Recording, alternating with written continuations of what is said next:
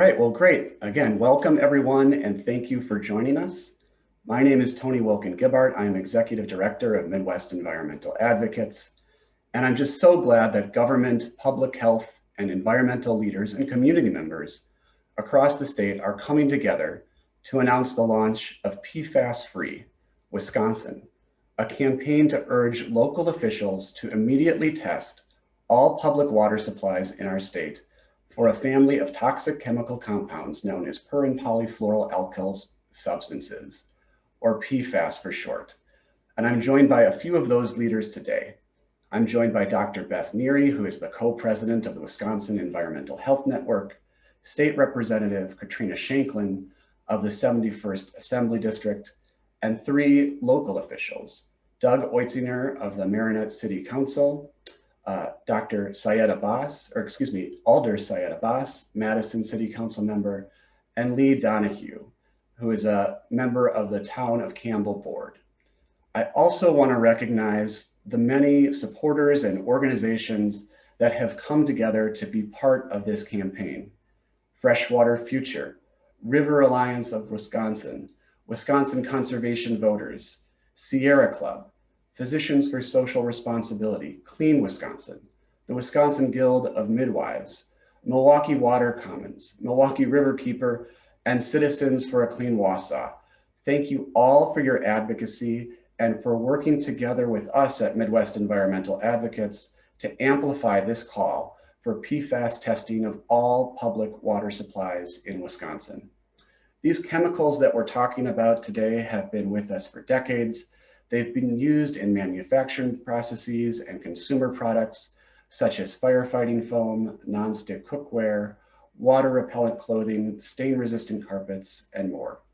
And they've been used for decades because they do possess some useful chemical properties, like being resistant to heat and having the ability to repel oil and water. But we are increasingly aware that these same unique chemical properties that have made PFAS useful also make them highly toxic and dangerous in our bodies.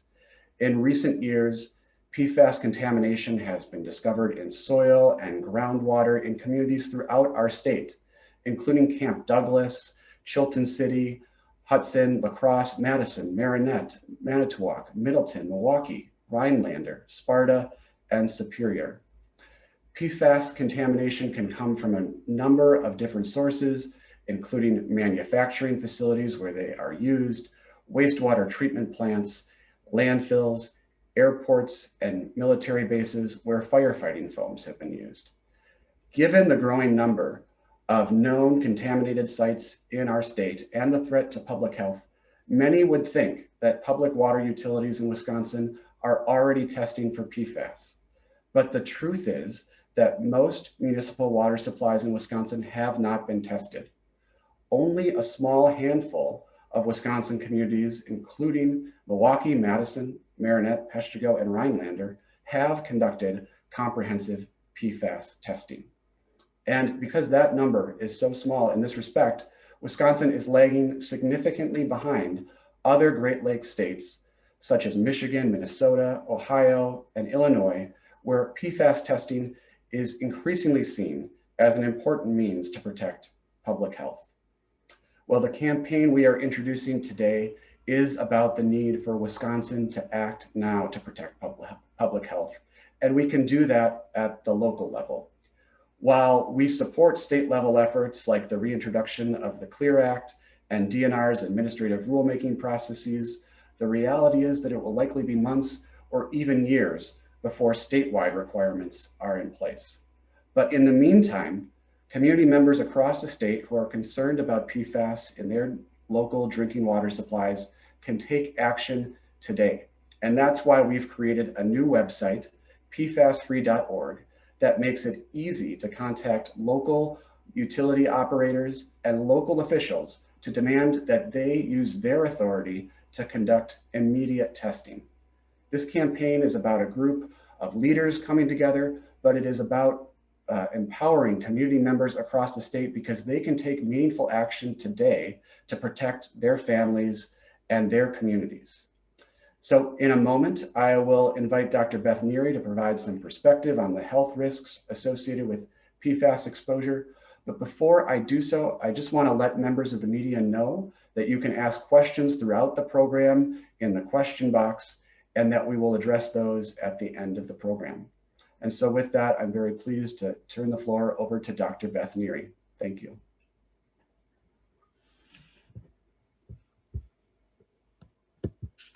Thank you, Tony. Can you hear me okay? Yes. So as you heard, PFAS is a group of man-made chemicals and comprises over 4,000 chemicals. It's an emerging public health threat. They are toxic at extremely low levels, parts per trillion. They're highly persistent in the environment and accumulate in humans and remain in the body for long periods of time. For example, PFOA can stay in the body up to 10 years. But PFHXS, the chemical found in firefighting foam, has been found in the human body up to 35 years. There's no effective way to remove them from the human body. They're bound to proteins, and very little is excreted over time. As a pediatrician, I am deeply concerned about the harmful effects of PFAS on the developing fetus, infant, and young child.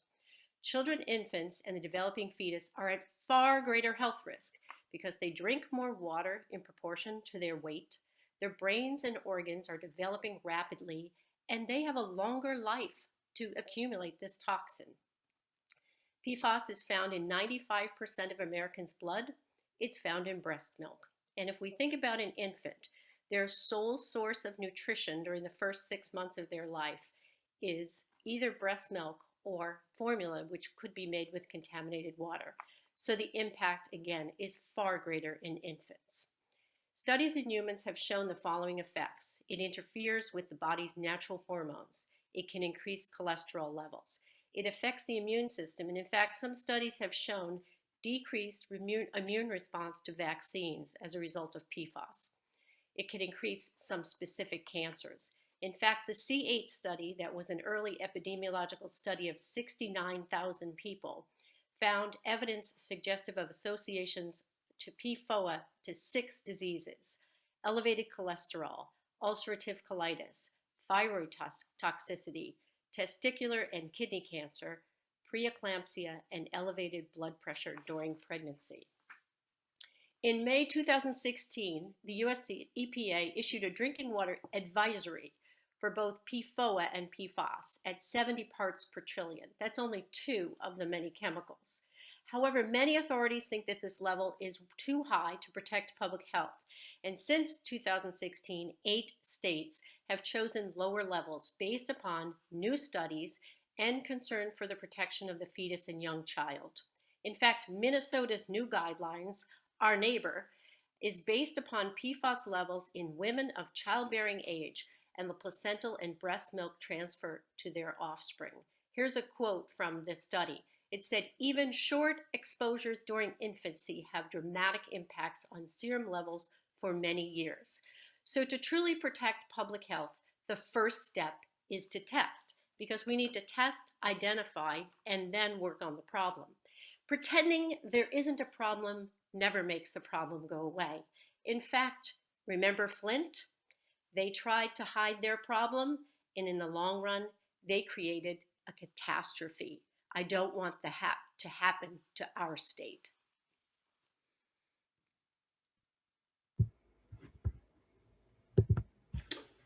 Thank you, Dr. Neary. It is just a great benefit to have your perspective with us this morning. With that, I'd like to welcome State Representative Katrina Shanklin. Thank you so much, Tony. It's great to be here. I'm delighted to join everyone today for this event because this campaign that is being announced has the potential to benefit people in every corner of Wisconsin. This campaign addresses a fundamental right for every person in Wisconsin, the right to clean, safe drinking water.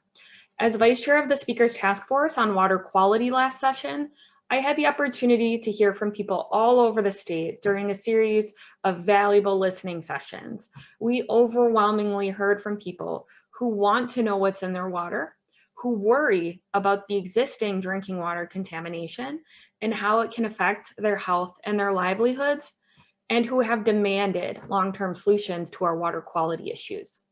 The Water Quality Task Force hearings made it very clear that PFAS contamination is a top priority for people in many parts of the state. Wisconsinites did their part by turning out and telling their stories. And in turn, they expected their elected representatives to do their part by responding to the concerns of their constituents with both timely and effective solutions.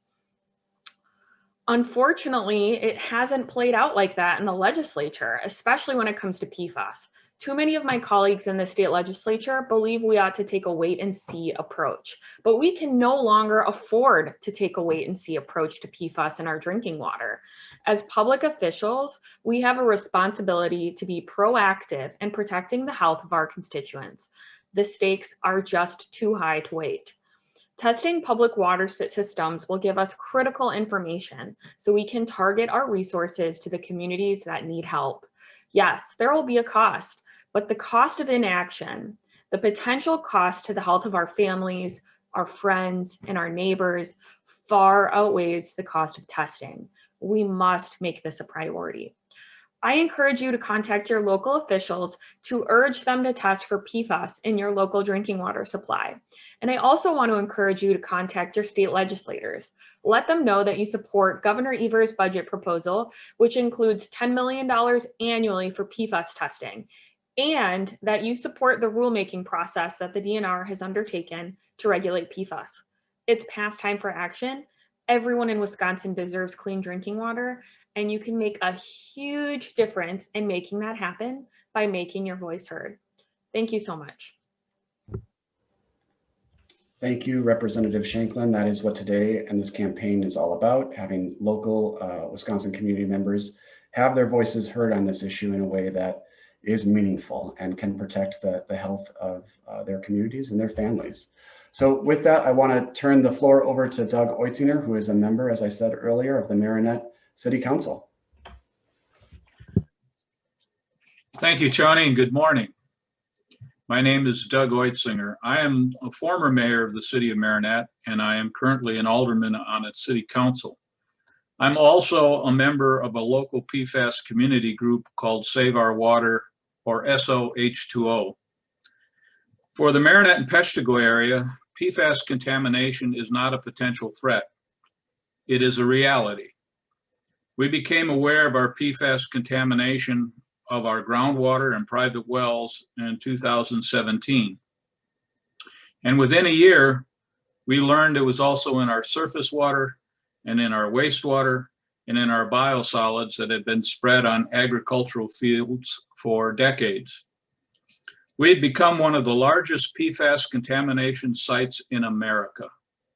Yet our community had never heard of PFAS or realized that this poisonous compound was routinely and carelessly released into our environment practically every week.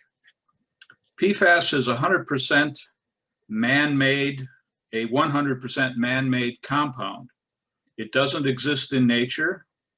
If it is found in your drinking water, if it is found in the environment, it is there because it was put there by the use of PFAS in man-made products. Those who are responsible for putting it there must be held accountable. In my experience, the work of holding corporate polluters accountable is not easy. You would think that once the danger had been revealed, that a good corporation would step up to the plate and take ownership of the problem. But that is not the case. Corporate polluters practice a strategy of the 4 Ds: deny, delay, deflect, and deceive. Only through the efforts of community groups like SOH2O to educate the public and counter every misrepresentation the corporate polluter expounds will the agencies and the government pay attention. If there isn't a counter voice to the corporate public relations and lobbying groups, it is just too easy for the folks in power to say, not to worry, the corporation is taking care of it. But they're not taking care of it. And they're not even stopping their use of these poisonous chemicals. At least we know that in Marinette and Peshtigo. We can confront this problem head on because we know it's in the water. But other communities don't know it if they don't test their water. It is a special test that costs about $600. That's the price of knowing whether you're being poisoned or not. In a community that hasn't tested its water, every day that goes by is one more day that people are potentially consuming these toxic chemicals. Another day, they and their children's health could be at risk. But because we've tested our drinking water, we do know which water sources are safe to drink from and which aren't. And armed with that knowledge, we can take steps to protect our own health. Every community in Wisconsin should be testing their water for PFAS. But that is unlikely to happen anytime soon unless elected officials hear from their constituents. Everyday people must become the voice for clean water because the corporate payroll does not include environmentalists or public health advocates. It's up to us. We have to be the lobbyists for clean water. Thank you. Doug, thank you so much for your words. And now I will turn the floor over to Alder Sayed Abbas, who is a fellow local official. Thank you very much, Tony. Thanks for having me here. My name is Sayed Abbas. I'm a member of Madison Common Council, and I represent District 12 on Madison North Side. I'm also president of Common Council, and recently I created President Work Group on Environmental Justice, where we're gonna look into situation with PFAS as well as deployment of F-35 fighter jet plane in City of Madison and its environmental justice impact on a community at large, especially in District 12 and East and North Side. District 12 has a higher concentration of people of color and working class people than most other areas in Madison, especially around the airport and around Truax, and the community at large is badly impacted by PFAS. Well 15 is very close to, it's on the east side. The well is closed because of the contamination, drinking water contamination of PFAS, as well as Air National Guard use firefighter foam, which had PFAS in it, and it also contaminated our drinking water as well as our creek, lakes. And as we all know, Wisconsin have a rich history of ice fishing, and also a lot of people, they go and do fishing. A lot of fish are contaminated. We are talking here, I know the previous speakers, Dr.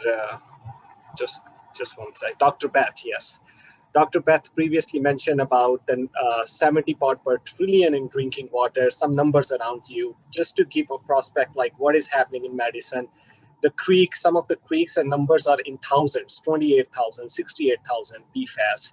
And those creek waters goes into our lake and drinking water. So there is an environmental justice situation on hand. We have to take action.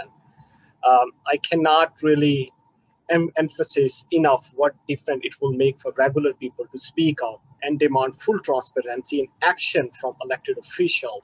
I also encourage everyone living in a community that has not tested yet to contact your local official and tell them that it is time for test for PFAS. We need to take action. And to my fellow local official across the state, I want to say that we have a responsibility to partner with our constituent to protect their health and safety.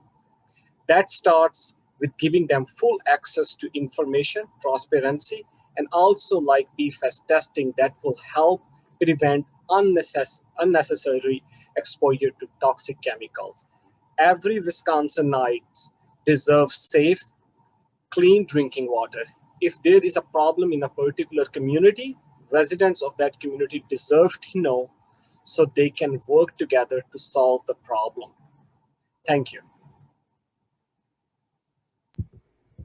Thank you, Alder Abbas, and just very well said. And I'll turn the floor over to our third elected official, Lee Donahue, who, as I said, is a member of the town board in the town of Campbell, which is near the La Crosse area, close to the Minnesota border.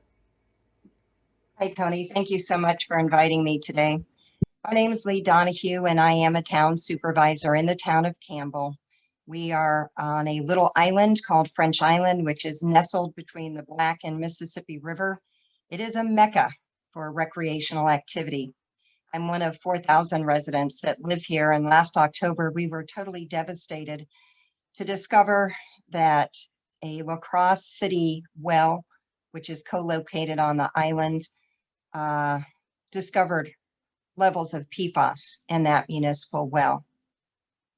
Unfortunately, we were not notified for 6 years that that had occurred. Mandatory PFAS testing of wells, both municipal, recreational, and notification of neighboring communities to municipal wells with known PFAS contamination is crucial. In our town, initially, a group of roughly 200 homes were tested for PFAS compounds in their family drinking water. And as home after home after home showed evidence of PFAS contamination with levels ranging as high as 2,000 to 3,000 parts per trillion in their home, we had to fight to expand that testing to ensure the health and safety of all families who are located here. Additional testing revealed another 100 families were also drinking contaminated water. And to date, virtually every single home that has been tested has shown levels of PFAS. That testing continues to determine the complete extent and scope of PFAS contamination on French Island in the town of Campbell. State funding is critical to test wells for municipal wells and to assist with residential well testing as well, in addition to financing for long-term safe drinking water alternatives. Without action, without funding, residents will not have access to safe drinking water, which we know is a basic human need. As more than 300 families here have been identified with contaminated water due to PFAS, there are more than 3,000 families who live with the fear every single day of not knowing what is in their private residential well. The uncertainty and worry that affects their every living moment is overwhelming.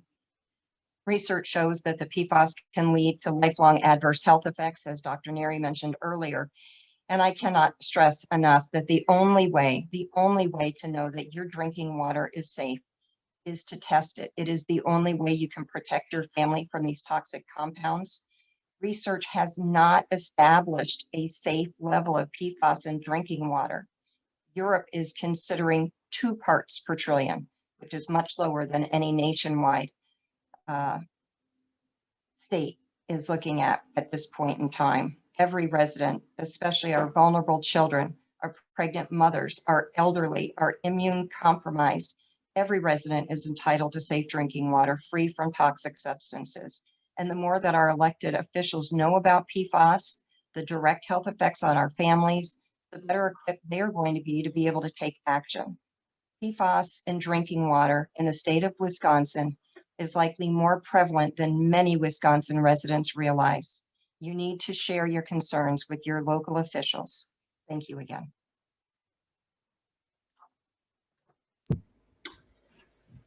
Thank you, Lee. And again, just thank you to everyone for joining us. Thank you to this panel.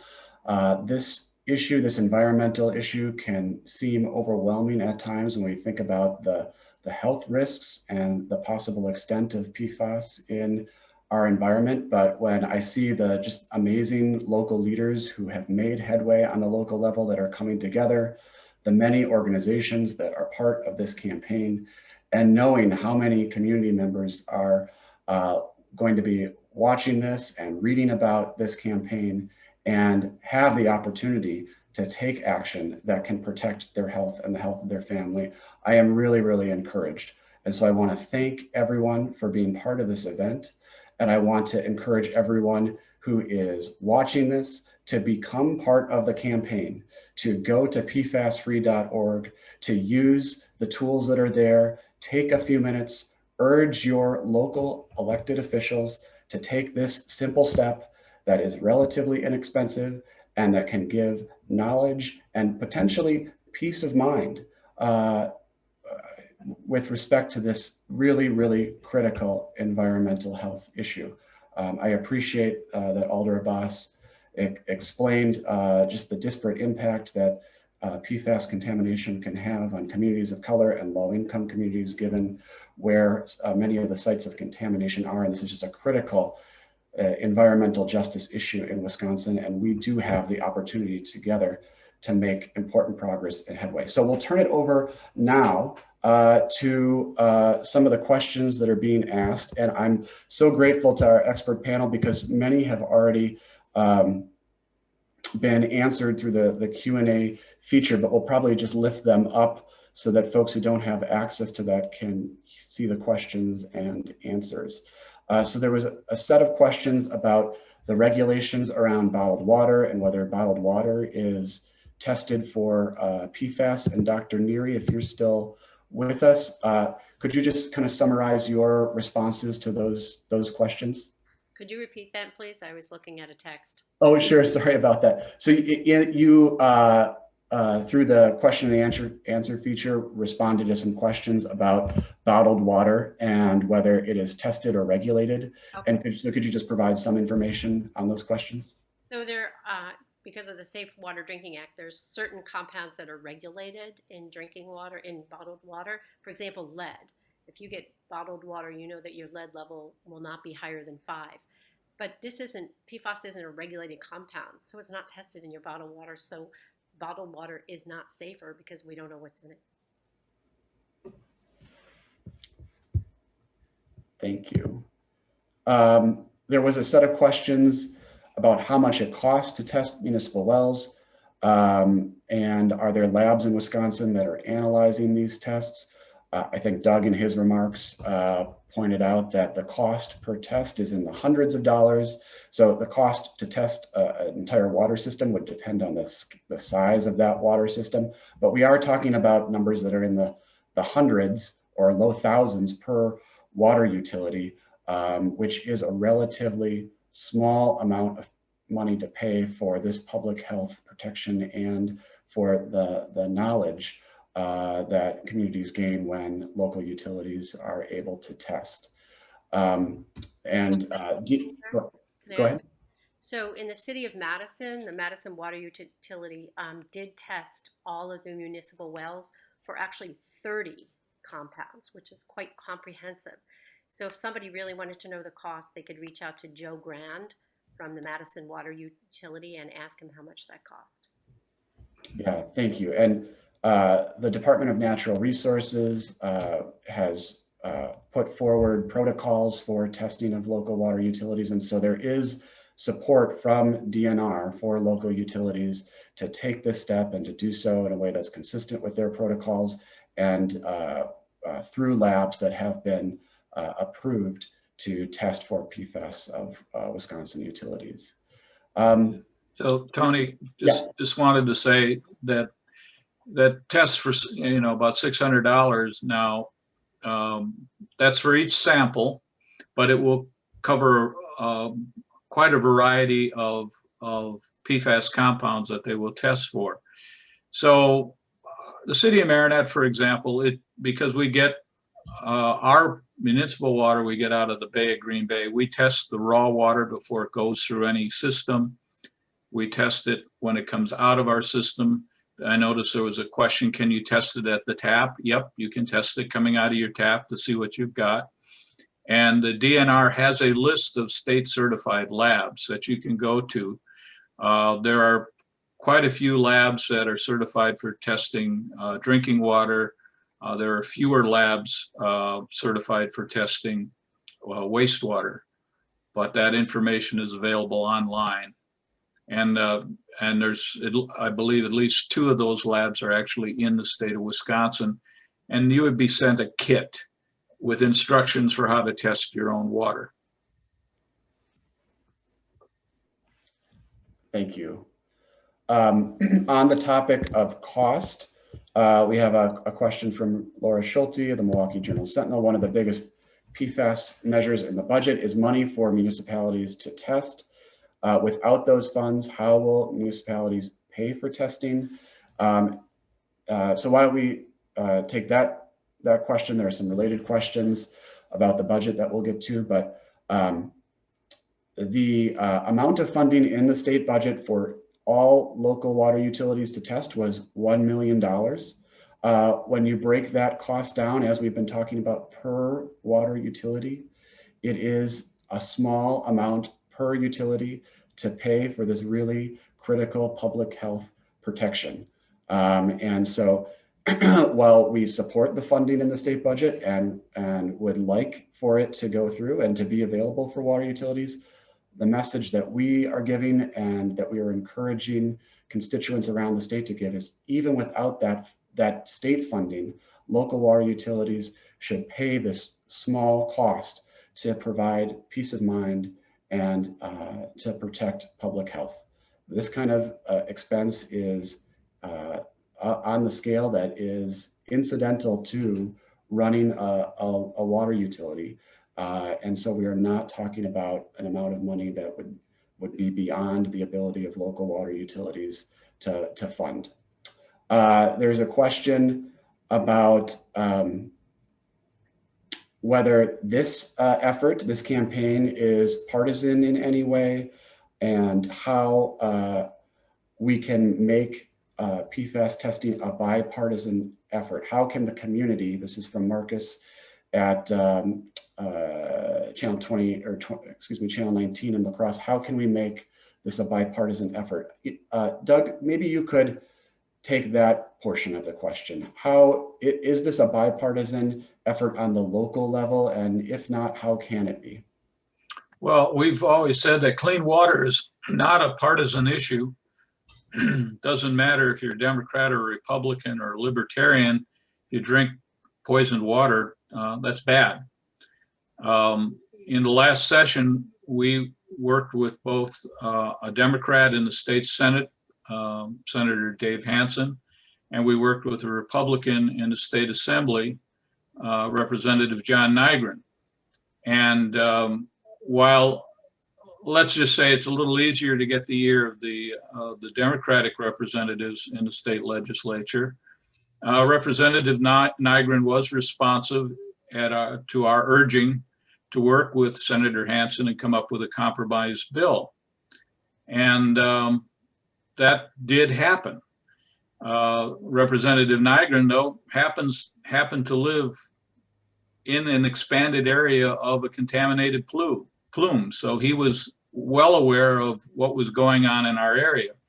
I'm afraid that too many representatives, if they don't know what's happening in their area or they don't think it's happening in their area, they're just going to ignore it.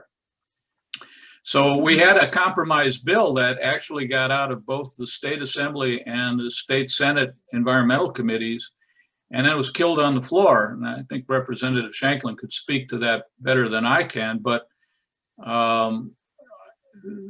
this has to be bipartisan. It should be bipartisan because it doesn't matter whether you're in a red or a blue area. Poisoned water is bad for the residents of Wisconsin. Thank you for that, Doug. And I think one thing that we talk about at Midwest Environmental Advocates as we're working with county boards and local officials is that issues tend to be less partisan on the local level. So could you speak to your experience working, you talked about on the state level, but on the local level to get testing and to get the response that you have been able to get through county and city government? Is that a partisan issue there? And if not, how would you characterize it?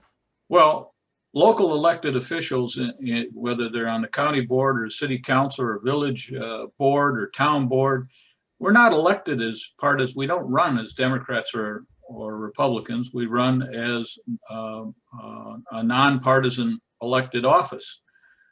We get elected in the spring. We don't even get elected in the fall elections. I have not seen it to be a partisan issue.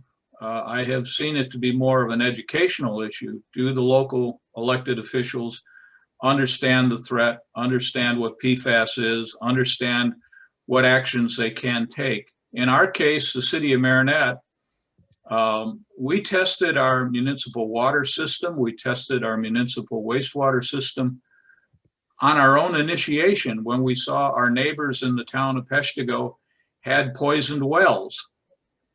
We get our water from the Bay of Green Bay. We wanted to know, was the problem as serious coming out of the Bay of Green Bay as it was in the private wells where groundwater had been contaminated? And in many respects, we dodged that terrible bullet. Yes, there's PFAS, but it's at very, very low levels coming out of the Bay of Green Bay. That's not to say it won't change over decades. So no, I don't think it's a partisan issue locally. The biggest problem I see is that there is a fear that if they find it, they're going to have to do something about it. And utilities are afraid that if they test for PFAS and they find it, then somehow they're going to be on the hook for millions of dollars of cleanup. And of course, the thing to remember about public utilities is that they do not create PFAS. They don't put it into the environment. They are receptors of it. It's either coming, if they have a municipal well, somebody has poisoned the groundwater and it's getting into their drinking water that way. If it's poisoned their wastewater system, it's because somebody's put it down the sewer, which was the case in our community. So I think you have to overcome the fear that if you look for it, you're going to find it, and then you're on the hook for doing something about it. And you shouldn't have to educate public officials, but I think you do, to say your number one priority has to be to protect the residents of your community.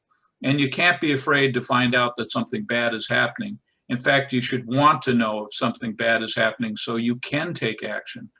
So, and then we get back to the legislation that's out there statewide. There are proposals so that if a community finds that there's contamination in their drinking water and they don't know what the source is, that there would be money to help them deal with that. It is such a big problem and we need comprehensive solutions, but step number one is test your water to see if you've got a problem. Doug, thank you so much. Very well said, very succinctly said. And so I think we'll leave it there. The number one step is to test now. That can be achieved at the local level, and Wisconsinites across our state can make their voice heard to ensure that their local officials are heeding that call. So again, I encourage everyone to visit our website, pfasfree.org, to use the resources there, to use the contact your local officials application that is on that site that makes it easy for you to take this step, to get engaged on this important issue and to make a difference for your community. That website also has a lot of resources and information that goes over some of the questions that we've answered here in the last part of the program about testing and certified labs. So it can be a resource to local officials as well, as you have questions about how you can do exactly as Doug said, protect the health and welfare of your constituents and of your community. Again, I want to thank everyone for joining us today to be part of this campaign. This is the launch of the campaign, but the work continues as we work with local officials and we encourage Wisconsinites to take this really important step. And we look forward to being part of that effort to achieve these goals with all of you. So thank you all again for joining us.